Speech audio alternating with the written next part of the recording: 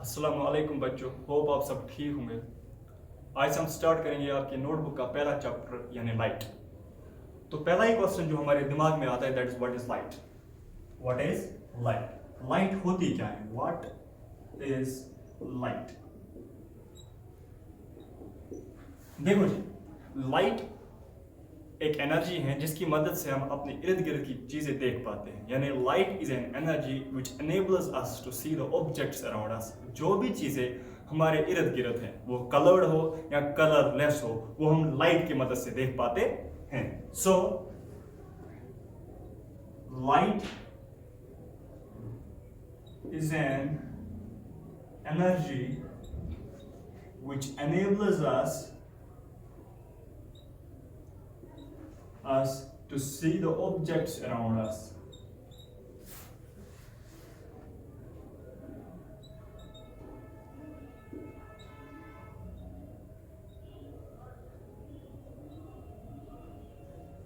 ठीक है, यानी जो भी चीजें हम देख पाते हैं वो लाइट की मदद से हम देख पाते हैं। या हम ये भी कहते हैं it produces sensation of site. It produces sensation of site.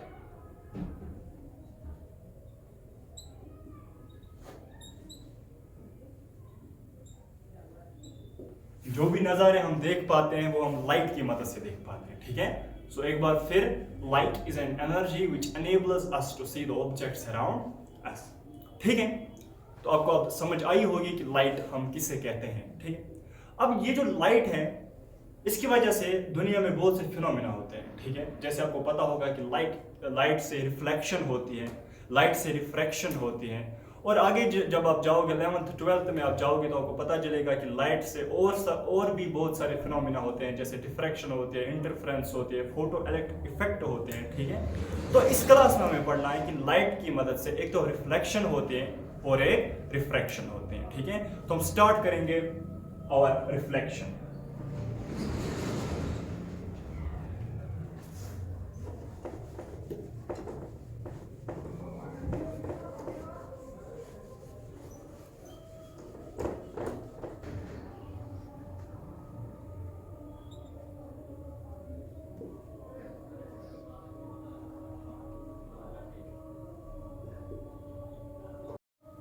तो अब हम पढ़ेंगे रिफ्लेक्शन। ठीक है, so this is the first phenomena जो लाइट की वजह से होता है। तो that is what is reflection. Reflection होती क्या है? देखो, रिफ्लेक्शन का मतलब होता है जब भी लाइट किसी भी सरफेस को स्ट्राइक करती है, टू बी प्रिसाइज, जो पॉलिश्ड हो। जब भी लाइट किसी भी पॉलिश्ड सरफेस को स्ट्राइक करती है तो उसे स्ट्राइक करने के बाद बाउंस बैक करती है, यानी वो वापस आती है। जब फॉर एग्जाम्पल मैं आपको एग्जाम्पल देता हूँ, मैंने इस दीवार पे वो मारी तो बॉल इस दीवार को स्ट्राइक करके वापस आती है। सिमिलरली जैसे ही लाइट किसी भी सरफेस को स्ट्राइक करते हैं तो उसे स्ट्राइक करने के बाद वो वापस आती है। ठीक है, सो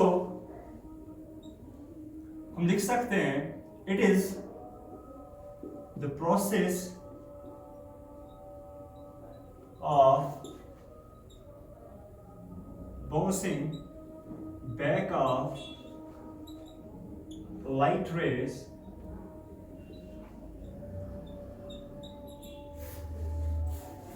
after striking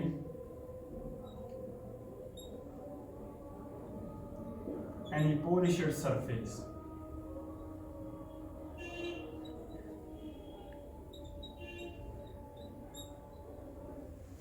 किसी भी पॉलिश्ड सरफेस को हम पॉलिश सरफेस सिंपली मिरर को भी कह सकते हैं। ठीक है, जब किसी भी मिरर को लाइट रे स्ट्राइक करती है, उसे स्ट्राइक करने के बाद वो वापस आती है। ठीक है, तो आप ऐसे ही समझ सकते हो, let it be this is a mirror.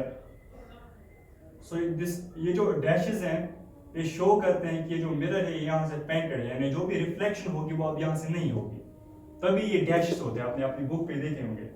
सो हर एक मिरर के पास एक इमेजिनरी लाइन होती है जो इसके थ्रू जाती है परपेंडिकुलरली, इसे हम कहते हैं नॉर्मल। अब ये जो नॉर्मल होता है, जैसा कि मैंने कहा, ये इमेजिनरी होती है, ये दिखती नहीं है। ठीक है, तो लेट इट बी ये एक इंसिडेंट दे रहे हैं। फॉर एग्जाम्पल लाइट ने मिरर को स्ट्राइक किया, उसी को हम इंसिडेंट रे कहते हैं, ठीक है। जब ये बाउंस बैक करते हैं इसे स्ट्राइक करने के बाद, तो इसे हम कहते हैं रिफ्लेक्टेड रे, इसे हम कहते हैं रिफ्लेक्टेड रे, इसे हम कहते हैं इंसिडेंट रे, ठीक है। तो इससे आप समझ सकते हो ये मिरर है, यहां से एक लाइट आई, उसने मिरर को स्ट्राइक किया, स्ट्राइक करने के बाद वो रिफ्लेक्ट हो गई, ठीक है। This is reflection, this is simple reflection, ठीक है। अच्छा जी, अब हमारे रिफ्लेक्शन के कुछ लॉज हैं, जैसे हमारे रिफ्लेक्शन के 2 लॉज हैं, ठीक है। तो फर्स्ट लॉ है, first law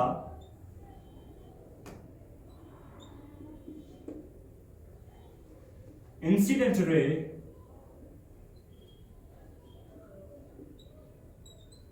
normal reflected ray,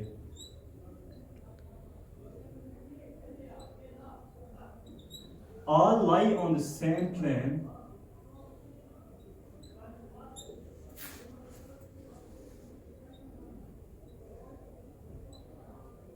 at the point of incidence.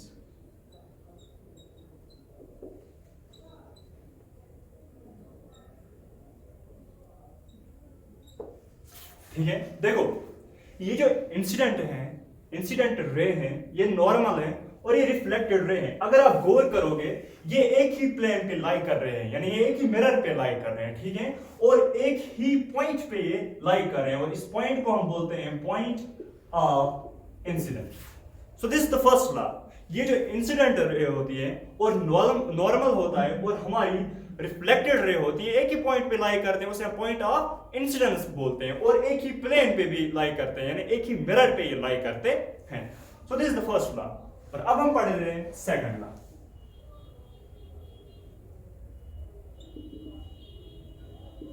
Second law कहती है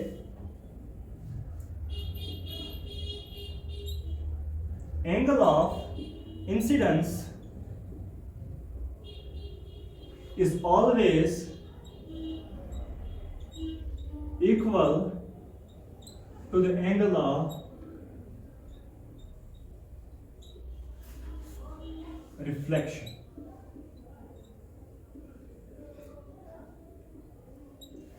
देखो जी, ये जो इंसिडेंट रे है ये नॉर्मल के साथ एंगल बनाती है, ठीक है, और इस एंगल को हम बोलते हैं angle of incidence, angle of incidence, angle of incidence.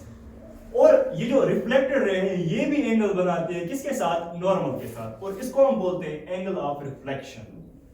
अब सेकंड लॉ ये कहती है ये जो इंसिडेंट एंगल ऑफ इंसिडेंस होता है और एंगल ऑफ रिफ्लेक्शन होता है ये एक दूसरे के बराबर होता है, हमेशा एक दूसरे के बराबर होता है। सेकंड लॉ है, ठीक है। रिफ्लेक्शन तभी होगी जब angle of incidence angle of reflection के बराबर हो। तो हम ऐसे भी लिख सकते हैं angle of incidence is equal to angle of reflection. अगर आपको कोई बोले कि angle of incidence for example 35 degree है, तो आपको क्या कहना है? एंगल ऑफ रिफ्लेक्शन कितनी होगी? तो एंगल ऑफ रिफ्लेक्शन आपकी 35 डिग्री, ये एक दूसरे के बराबर होते हैं। तो these are the two laws of reflection, ठीक है। तो this is it for today, और नेक्स्ट टॉपिक में हम पढ़ेंगे आगे, दैट इज रिफ्रैक्शन।